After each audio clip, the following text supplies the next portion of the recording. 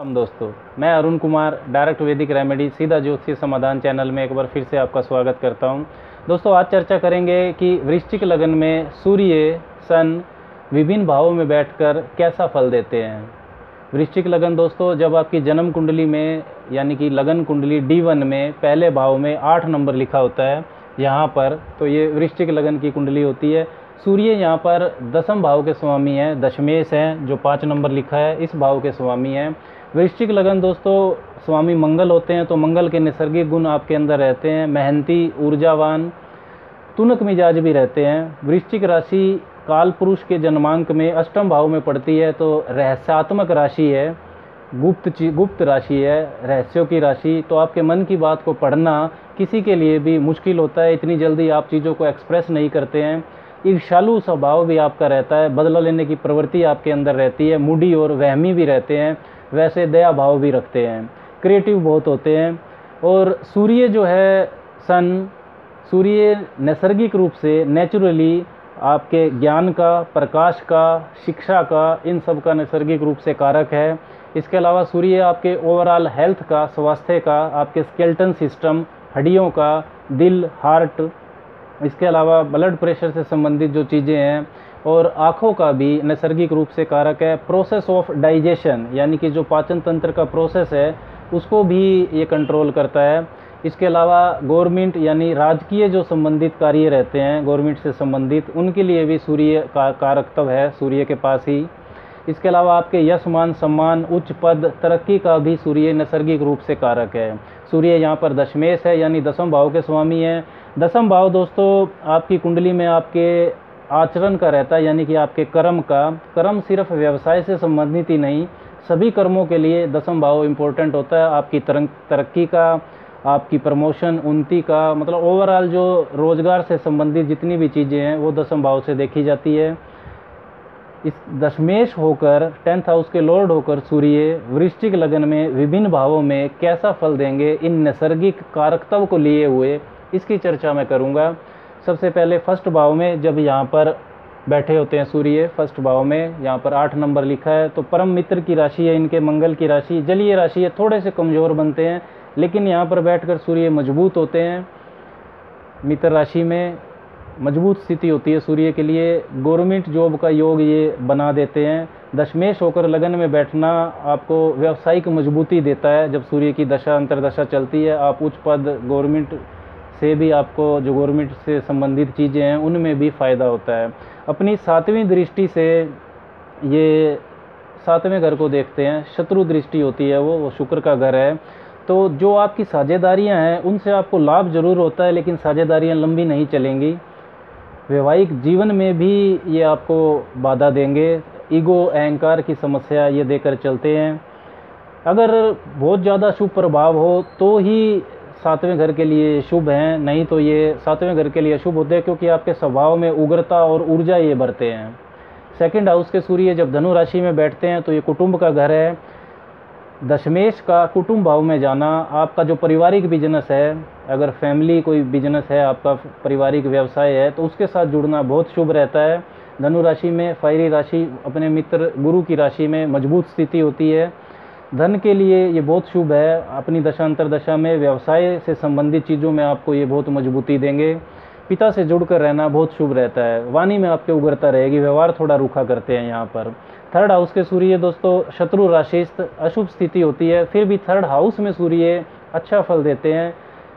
मेहनत बहुत ज़्यादा करनी पड़ेगी, तब जाकर आपको फल मिलेगा। गवर्नमेंट जॉब का योग यहाँ भी बना देते हैं। ये 7वीं दृष्टि से 9th हाउस को देखेंगे तो धार्मिकता आपके अंदर बढ़ेगी।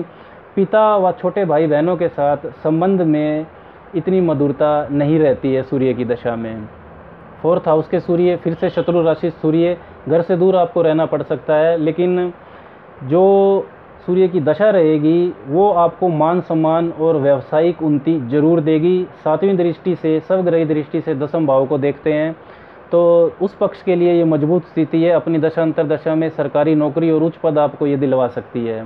5म भाव के सूर्य फिर से जलीय राशि में, अपने परम मित्र गुरु की राशि में, त्रिकोण भाव में बहुत शुभ स्थिति होती है। निर्णय शक्ति आपकी बहुत मजबूत रहेगी इनकी दशा में, जो आप निर्णय लेंगे। पंचमस्त सूर्य चिकित्सा के क्षेत्र में भी आपको ले जा सकते हैं। 7वीं दृष्टि से लाभ भाव को देखेंगे यहाँ पर 6 नंबर को, तो बड़े भाई बहन से भी लाभ आपका बढ़ता है और इनकी दशा में लाभ में आपके जरूर वृद्धि होती है।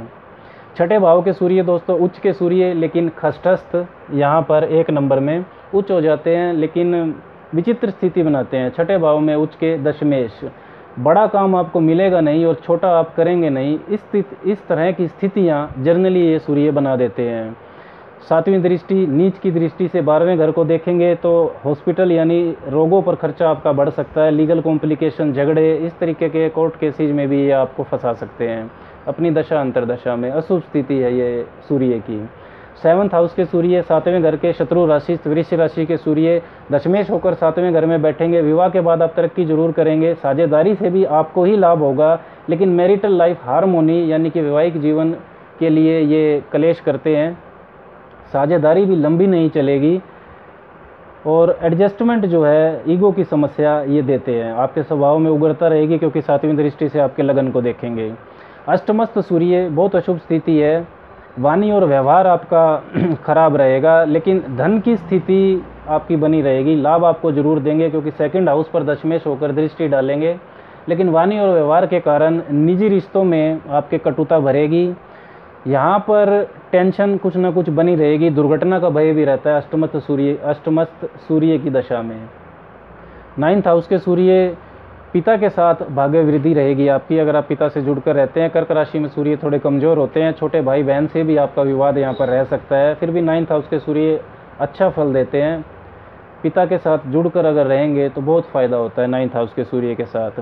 10th भाव के सूर्य सब राशि के सूर्य दिग्बली सूर्य सबसे मजबूत स्थिति है वृश्चिक लगन के लिए। अगर दशमस्थ सूर्य हैं तो गवर्नमेंट जॉब और अपनी दशा में ये उच्च पद आपको जरूर दिलाएंगे।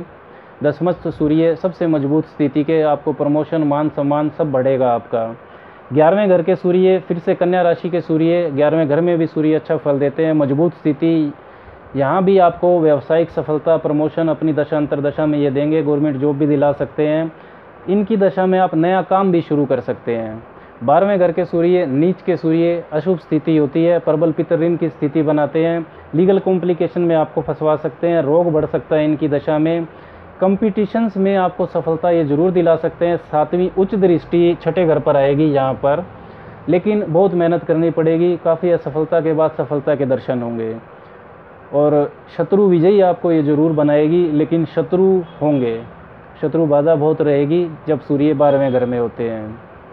दोस्तों ये जो मैं फल आपको बता रहा हूँ ये एक जर्नल फल है वृश्चिक लगन के सूर्य का, यानी कि वृश्चिक लगन में सूर्य का विभिन्न भावों में सूर्य पर और संबंधित भाव पर अन्य ग्रहों के जो प्रभाव हैं उससे इसमें कम या ज़्यादा संभव है। आधार यही जरूर रहेगा। क्या करना चाहिए? वृश्चिक लगन में सूर्य अगर कहीं भी स्थित है, कैसी भी स्थिति है, तो आप एक बरगद के वृक्ष का रोपण कीजिए, उसकी देखभाल कीजिए। बड़ का पेड़, बनियन ट्री जिसको कहते हैं, ये आपकी व्यावसायिक उलझनों को दूर करेगा। इसके अलावा आप आदित्य हृदय स्तोत्र का पाठ कीजिए, सूर्य अष्टक पढ़ सकते हैं, सूर्य द्वादश नामावली भी हर रोज़ पढ़ सकते हैं। इससे भी सूर्य की मजबूती आपको मिलेगी। तांबे का जो पात्र है उसमें आप जल भरकर रखिए, उसका सेवन कीजिए, उससे सूर्य का एलिमेंट मजबूत होता है। तांबे का छल्ला आप पहन सकते हैं रिंग फिंगर में, या राइट हैंड में एक मोटा सा कड़ा पहन सकते हैं रविवार को गंगा जल से धोकर सुबह, इससे भी सूर्य मजबूत होता है। इसके अलावा सूर्य के सामने बैठकर आप सूर्य के मंत्र का जप कर सकते हैं, ओम गृणी सूर्याय नमः, और वहीं पर बैठकर एक बार हनुमान चालीसा पढ़ने से भी सूर्य की अच्छा अद्भुत लाभ आपको देखने को मिलेगा। इसके अलावा जितना हो सके आपको लकड़ी के फर्नीचर का इस्तेमाल करना चाहिए, उससे भी सूर्य मजबूत होता है। ये सारे उपाय वृश्चिक लगन में कैसी भी स्थिति हो सूर्य की आप डायरेक्ट कर सकते हैं बिना ज्योतिषीय परामर्श के। लाभ आपको निश्चित दिखाई देगा। आज के लिए बस इतना ही। राम राम।